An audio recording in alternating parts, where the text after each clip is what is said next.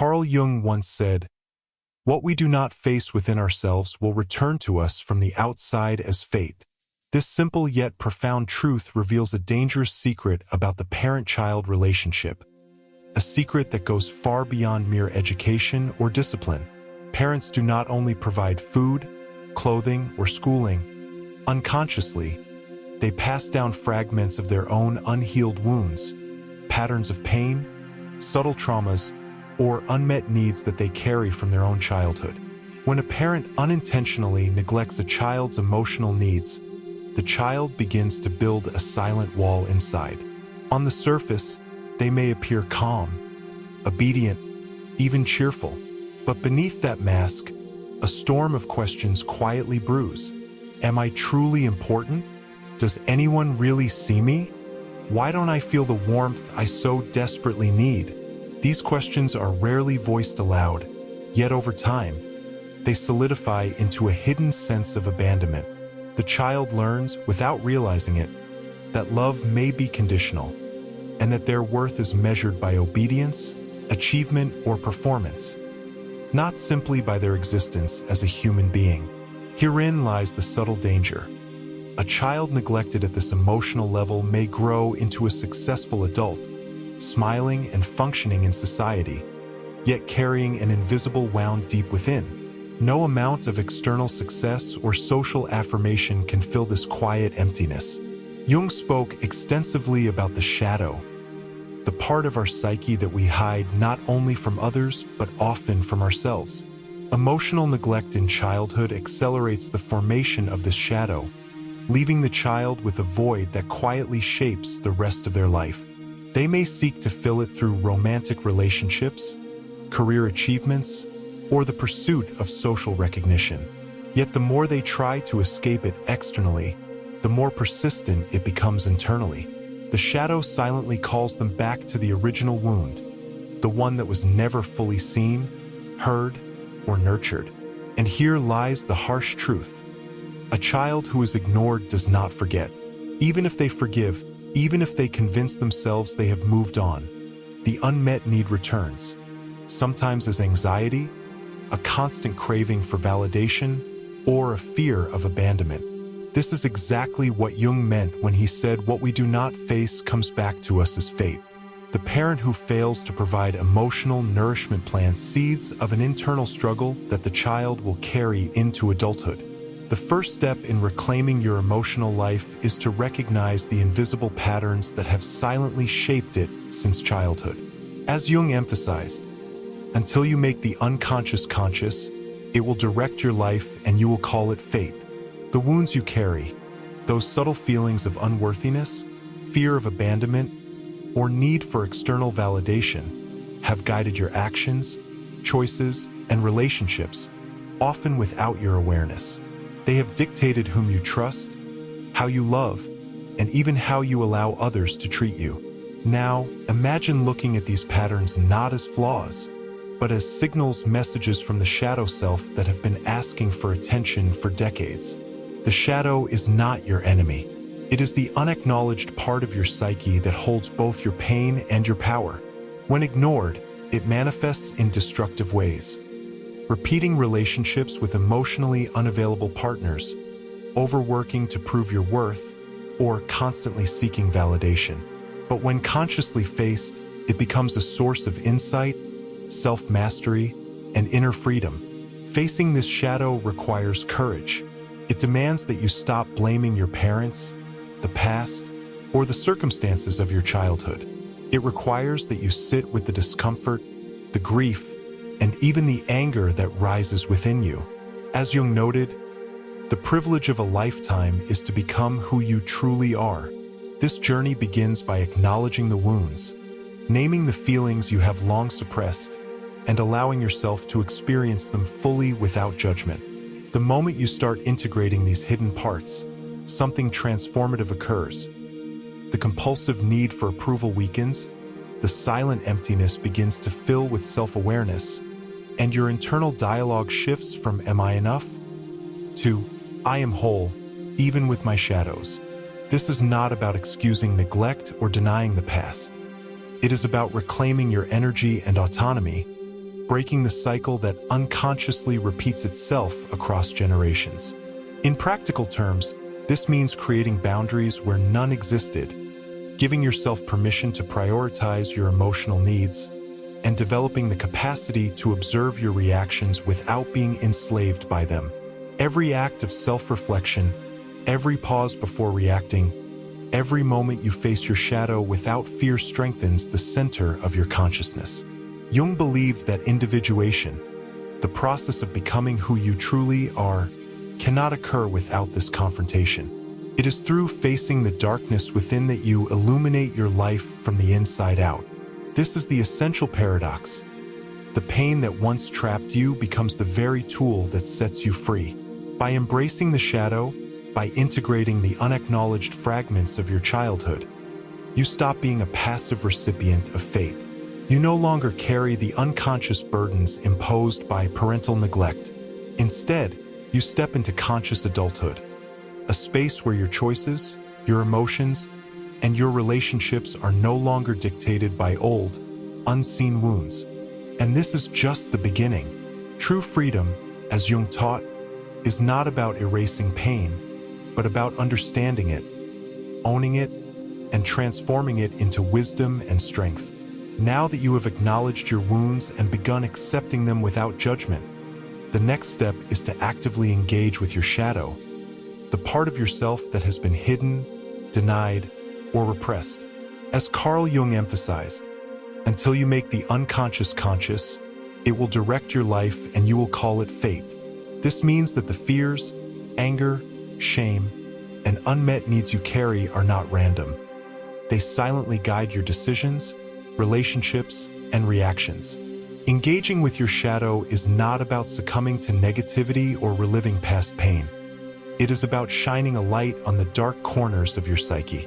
Begin by observing your triggers, the moments when old patterns emerge, when your emotional reactions feel overwhelming, or when you repeat self-sabotaging behaviors.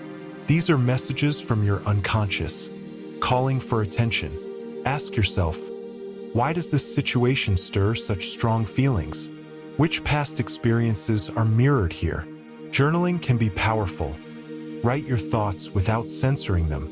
Speak to your inner self as you would to a child who was once hurt and overlooked. Give it voice, give it acknowledgement. This dialogue is essential for bringing unconscious patterns into awareness. As you face these parts of yourself, notice the recurring themes, perhaps a need for approval, fear of abandonment, or the constant compulsion to prove worth. These are the threads that connect your past to your present, shaping the way you live and interact with the world. Recognizing them is not weakness, it is courage. The true power of shadow work lies in integration. By acknowledging these hidden aspects, you gradually reclaim the energy and life force previously locked in avoidance or suppression. The pain begins to lose its dominion, and you start to feel a new sense of freedom, a liberation rooted not in the absence of suffering, but in the conscious embrace of your inner complexity. Once you have engaged with your shadow, the next essential step is reclaiming your inner authority, the sense that you are the master of your own emotional world. For decades, perhaps unconsciously, your responses, decisions, and even your sense of self-worth have been influenced by external forces. The expectations of parents, teachers, peers, or society at large. Carl Jung once stated, "Your vision will become clear only when you can look into your own heart. Who looks outside, dreams. Who looks inside, awakes." This awakening begins with the realization that the power to define yourself does not lie in the hands of others. Reclaiming authority means refusing to let past wounds dictate your present. It is the conscious decision to respond to life from your own center rather than from fear, shame, or old conditioning. This requires patience, as old patterns do not dissolve overnight. Every time you notice a knee-jerk reaction or a self-limiting thought, pause and question it. Is this truly mine, or is it inherited from unhealed parts of my past? It is also about setting boundaries. Emotional and mental boundaries are not walls of separation. They are the framework for healthy interaction with the world. By clearly defining what is acceptable and what is not, you communicate to yourself and others that your energy, time, and attention are sacred. This is not selfishness. It is self-respect, and it is the cornerstone of emotional resilience. Moreover, reclaiming your inner authority involves cultivating self-compassion. You are not the sum of mistakes, misunderstandings, or emotional reactions from your past. By embracing your entirety, light and shadow, strengths and vulnerabilities, you create a stable inner landscape. Here, you no longer react impulsively to external stimuli. Instead, you observe, assess, and choose your responses consciously. In doing so, the invisible chains of unconscious influence begin to dissolve. Life no longer sweeps you along with every wave of judgment, criticism, or expectation. You become grounded, self-directed, and increasingly untouchable, not in the sense of being cold or distant, but in the profound sense of being whole, centered, and unwavering amidst the storms of life. The final transformative step in this journey is learning to convert the old wounds and emotional voids into a source of power. Pain, when left unexamined, remains a silent master that dictates your life, but once consciously faced, it becomes an instrument for growth and self-mastery. Carl Jung emphasized, "I am not what happened to me, I am what I choose to become." This choice, this deliberate decision to shape your own narrative, marks the difference between a life constrained by invisible chains and one guided by conscious awareness. Transforming pain into power is not about suppressing emotion or pretending to be strong. On the contrary, it requires courage to feel deeply, to embrace the discomfort, and to allow it to illuminate the hidden patterns in your psyche. Every unresolved grief, fear, or disappointment carries a lesson, a message that, when acknowledged, can strengthen your resilience, sharpen your clarity, and deepen your understanding of yourself. This process also reveals the hidden gifts embedded within past suffering. The child who once felt invisible learns empathy. The person who endured neglect discovers the capacity for self-reliance. The individual haunted by criticism develops discernment and inner authority. By integrating these experiences into your conscious self, what was once a source of vulnerability becomes a reservoir of insight, courage, and authenticity.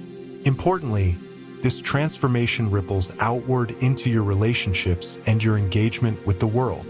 As you cultivate emotional autonomy, you no longer seek validation from external sources. You interact with others from a place of wholeness, not dependency. Your connections become more genuine, as they are based on mutual respect rather than unconscious need or old patterns of fear and avoidance. Ultimately, the power derived from integrating pain is the core of true freedom. You are no longer a reactive participant in life, but an intentional creator of your experience.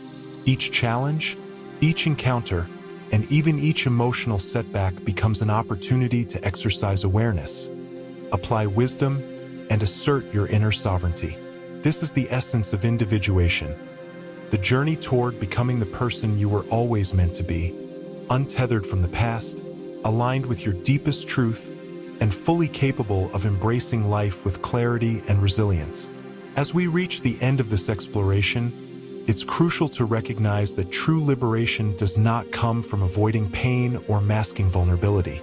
It comes from facing what has been hidden, neglected, or repressed within you, and choosing to integrate it into your conscious awareness. Carl Jung once said, "What you resist persists. What you accept transforms." By embracing this principle, you shift from being a passive observer of your life to becoming an active participant, a creator of your own destiny.